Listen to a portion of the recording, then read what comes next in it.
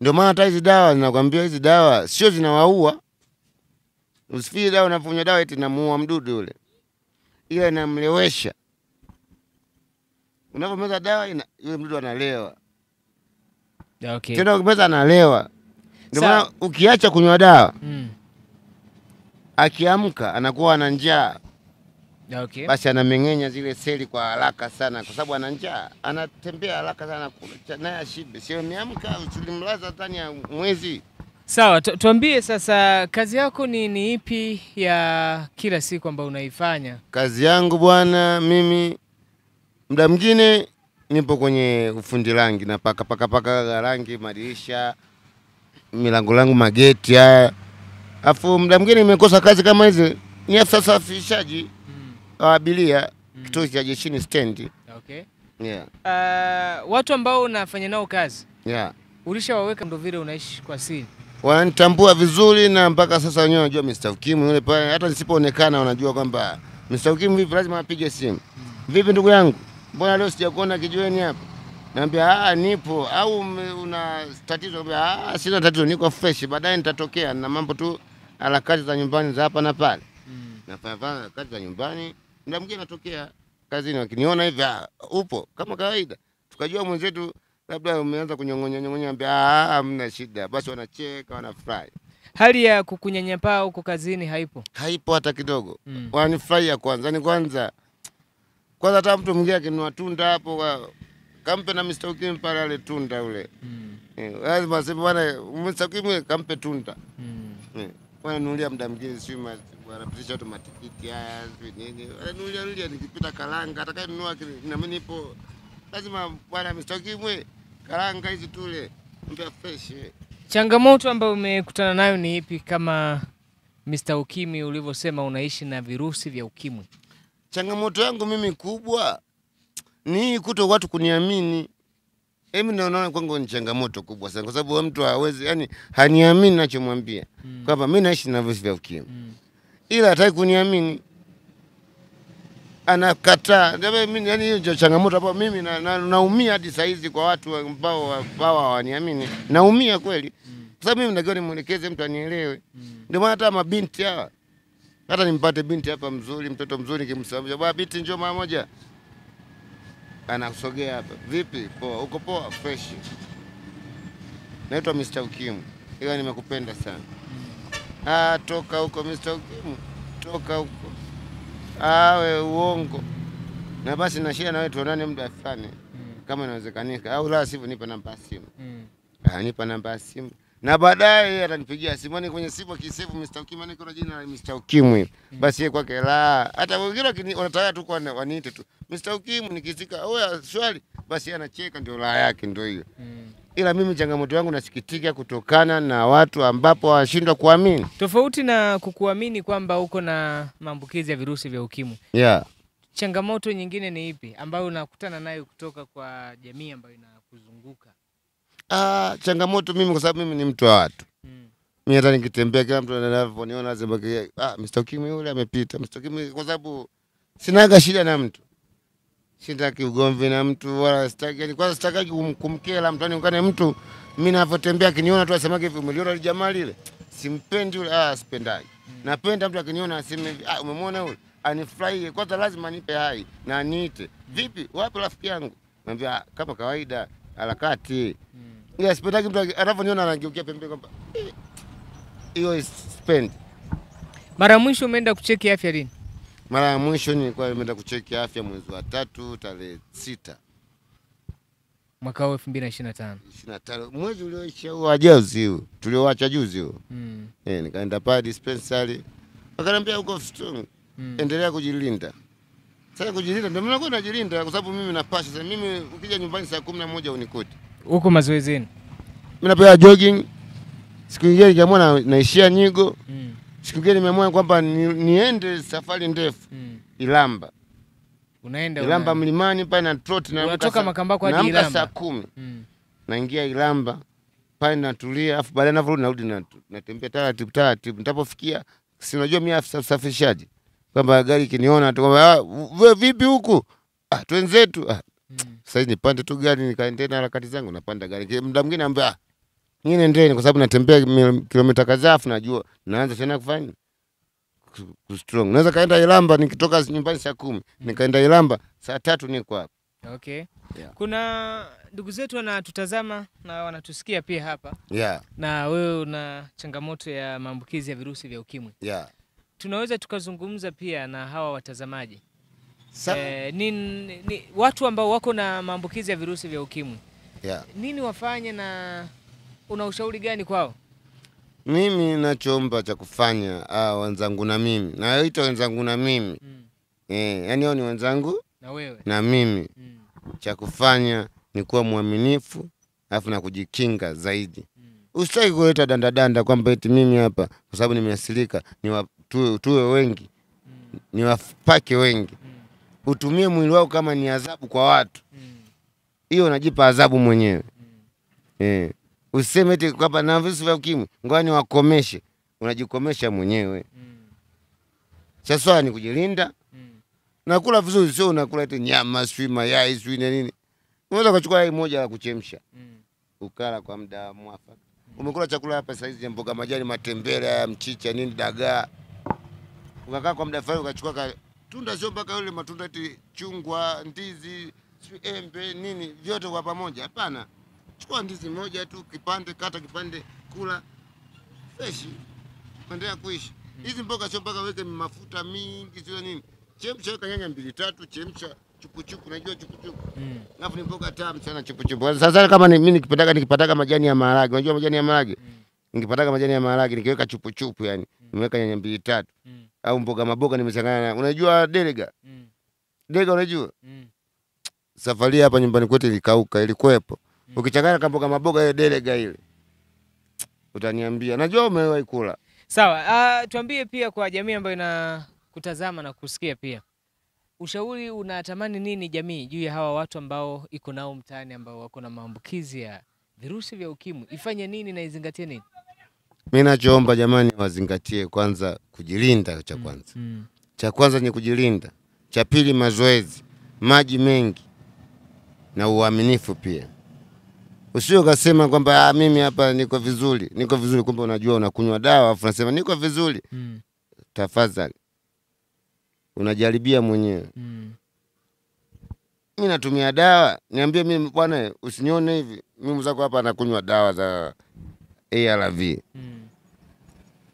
Akubishie yeye. Ndio kama mimi ninavyosema naishi na vizuri. Wewe mwenyewe usikibisha mwanzo. Unakumbuka kipindi kile tuko kule. Baba Mr. Ukimwi bwana acha uongo nini. Au kuamini. Ndio maana ujue kama mimi mtoto wa kiume, mimi sinajua semina SPW. Najua kumkinga au najua kumwambukiza. Na uwezo wa kumwambukiza. Yaani naweza mimi kwamba huyu ni muambukize, mimi naweza, najua nifanyaje ili nimwambukize. Huyu ni mkinga, hata nisipotumia kinga yenyewe. Najua ni mkinge vipi unaweza nikamkinga na asipate komesha ni muharibie na uwezo wa kumharibia. Na kumharibia sio lazima nifanye tendo la ngono tu. Unamharibia sehemu nyingi. Kuna mambo mengi ambayo yapo unaweza kumzuru mwenzako kwa kupitia vitu kama hivi.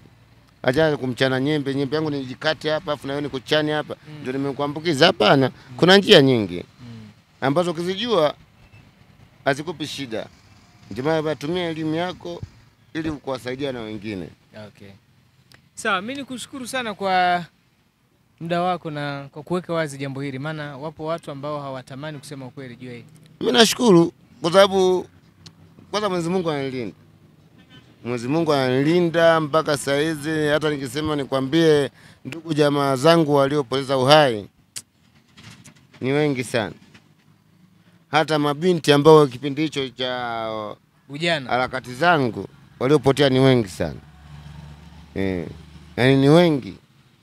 Ndio maana mpaka saa hizi mdogo wangu ninavyoishi hivi nasema namshukuru Mwenyezi Mungu. Familia yangu ipo vizuri. Mke wangu yuko vizuri.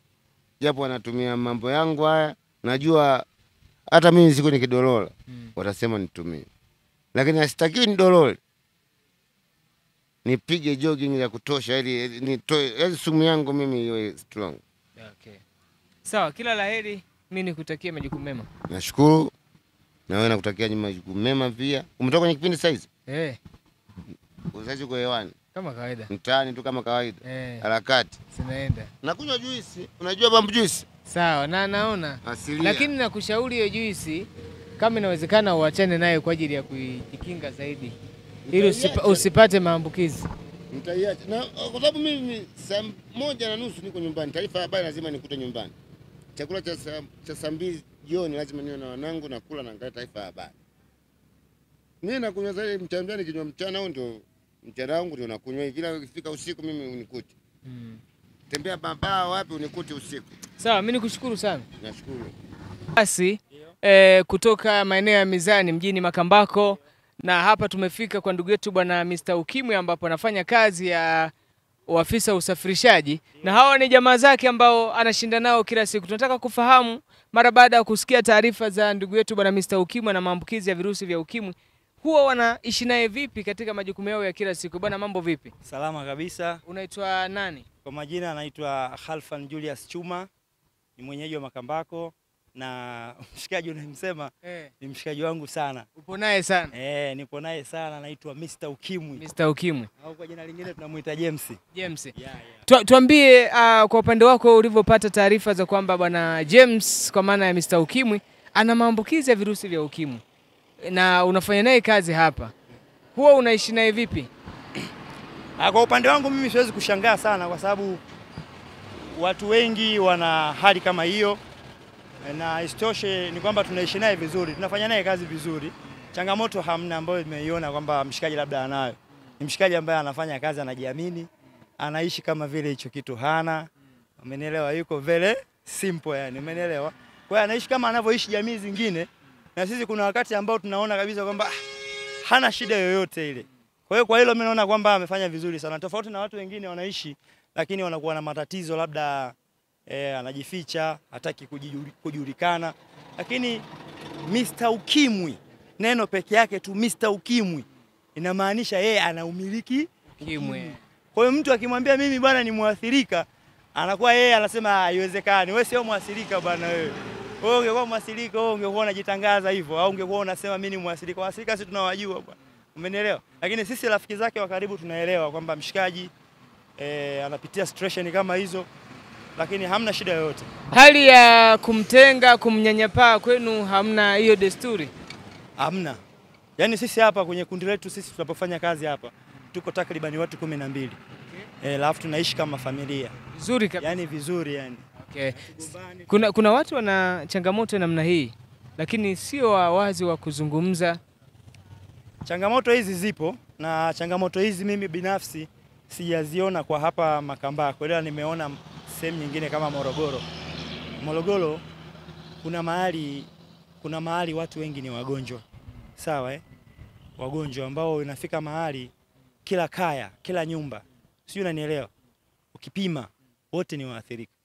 Sasa sijajuaga lile ni tatizo la nini. Sasa huko ndio unyanyapaji ndio nimeuona, sio huku. Wana tabia kutenga. Sawa, mimi nikushukuru sana. Ndio. Bado naendelea kupiga story. Bwana, mambo vipi? Safi, niambie. Mishemishe. Namshukuru Mungu. Ndugu yetu bwana Mr. Ukimwi mko naye hapa, na jamaa na maambukizi ya virusi vya ukimwi ameamua kuweka wazi. Kwenu nyinyi huwa mnamchukulia ni mtu wa aina gani? Sisi tunamchukulia ni mtu wa kawaida kwa sababu ni ndugu yetu, tumeishi naye, tumekuwa naye. Kwa hiyo ni hali ya kawaida sana. Hali ya kawaida kabisa. Hali ya kawaida sana. Hamna tabia ile ya kumnyanyapaa? Hatujawahi. Hamjawahi. Tunashare kwa kila kitu. Okay. Sawa, mimi nikushukuru sana. Nashukuru. Kwa upande wako brother, mambo vipi? Safi. Kazi inaenda? Kazi inaenda ndugu. Bwana, tuambie unaitwa nani? Naitwa Sadiki Kiuno. Nafanya kazi stendi ya jeshini hapa. Okay. Ndio. Tupo na ndugu yetu huyu. Ndugu yetu Mr. Ukimwi. Ndio. Ni mshikaji wa aina gani? Ni mshikaji wa aina ambaye tunaishi naye kwenye jamii inayotuzunguka hapa, tunafanya naye kazi vizuri. Kila siku tupo naye. Okay. Huwa anawashauri nini kwa sababu yeye ni mtu ambaye ana maambukizi ya virusi vya ukimwi? Anawashauri nini na nyinyi huwa mnajisikiaje anapoamua kuweka wazi mambo haya? Sisi tuwaga na sisi anapotushauri hivyo, na sisi waga tunampa maono kwamba bwana sisi ni wenzio, na sisi wenzio hatuwezi kujua hapa kijiweni tunashinda wangapi wanaumwa, ila wanajificha, lakini kila mtu ana siri yake moyoni. Ndio. Okay. Sawa, mimi nikushukuru sana. Inaenda sawa Niko vizuri kabisa. Jina lako unaitwa nani? Jina langu naitwa Oliver Mdemu. Okay. Upo jirani na stendi ya jeshini Makambako? Tuzungumzie namna mnavyoishi na ndugu yetu anajiita James, lakini amejiamua kuweka wazi kwamba yeye ana maambukizi ya virusi vya ukimwi, anajiita Mr. Ukimwi. Ni mtu wa aina gani na mna ushirikiano naye vipi hapa kwenye kazi zenu za kila siku? Kwa upande wetu kwa Mr. James kiukweli anajiita Mr. Ukimwi kama unavyojua, ila kwa hapa tunavyoishi naye tunaishi naye vizuri tu. Ni mtu ambaye ni wa kawaida kiukweli, ambaye hata mtu mwingine akiambiwa kuwa Mr. Ukimwi anajiita ni Mr. Ukimwi, ana ukimwi, mwingine kiukweli kwa uhalisia akimuona hawezi akaamini kama kweli vile anavyojiita, ila akiambiwa mwingine anaamini, mwingine haamini, ila sisi tunaishi naye vizuri na yuko poa kabisa. Jizungumzie wewe mara baada ya kusikia bwana James ana maambukizi ya virusi vya ukimwi, ameamua kuweka wazi. Ulijisikiaje na ulichukuliaje hiyo hali? Kuanza kumuogopa, uanza kumkimbia, kumnyanyapaa? Hilo mimi hapana, siwezi kumnyanyapaa wala sikumkimbia na wala sikushtuka, ila tu kitu ambacho niliona amefanya ni cha busara na ni cha msingi zaidi, aliweka hivi, kwa hiyo ni vizuri kiukweli. Okay. Sawa, mimi nikushukuru sana. Asante. Mtazamaji na msikilizaji, kama unavyosikia hawa ni baadhi ya vijana ambao wako hapa maeneo ya stendi ya mabasi kutoka Makambako Mizani hapa, wanazungumzia namna ambavyo wanaishi na ndugu yetu bwana Mr. Ukimwi ambaye ameamua kujiweka wazi kwamba yeye ni mwathirika, yeye ni anaishi na virusi vya ukimwi, lakini jamii imeamua kumpokea na kutoa ushirikiano naye vizuri kabisa. Mimi sina la ziada, nikushukuru sana mtazamaji. Mimi naitwa Jeremia Makweta, asante sana, na nimshukuru pia director Severin kwa muda wako. Bye.